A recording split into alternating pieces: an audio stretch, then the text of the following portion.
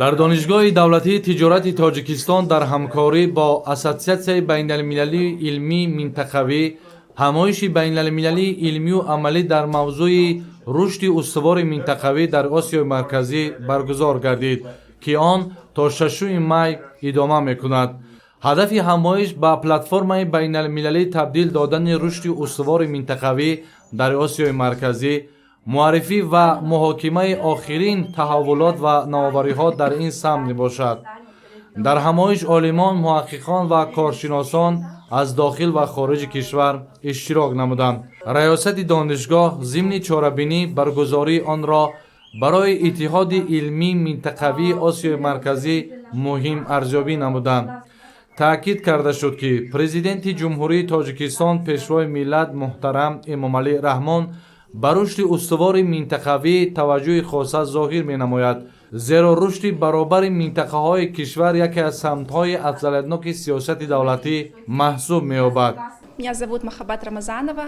Я являюсь исследователем, доцентом в университете Портукаленсе, Португалия. Целью данной ассоциации является развитие региональной науки в Центральной Азии. Мы очень рады побывать в Таджикистане, где собрались ученые с разных стран Центральной Азии, Португалии, Бразилии, Польши, где ученые будут обсуждать вопросы, связанные с региональным развитием, будут устанавливать сотрудничество.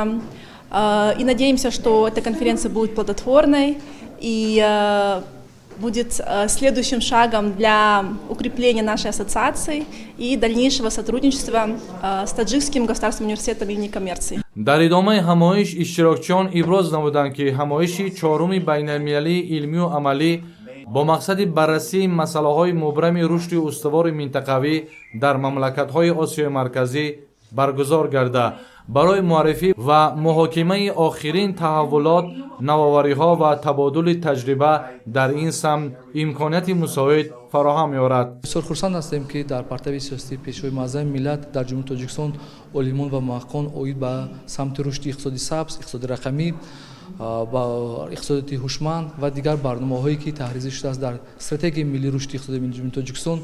нисбати ин барнома тадқиқотҳои худро имрӯз пешниҳод мекунанд ва мусаллам аст, ки натиҷаи корҳои тадқиқоти онҳо дар журналҳои тақризшавандаи Аврупо дар маҷаллаи Scopus рӯи чоп меояд. инчунин дар мавзӯъҳои самараи иқтисодии доломҳои нақлиётии фаромиллӣ, аз арзёбии пешакии таъсири онҳо чӣ омӯхта метавонем? модели ҳамкориҳои фазоӣ бо назардошти истифодаи замин, нақши муассисаҳои таҳсилоти олии Тоҷикистон дар ноил шудан ба ҳадафҳои рушди устувор ва дигар мавзӯъҳои мубрам маърузаҳо намуданд.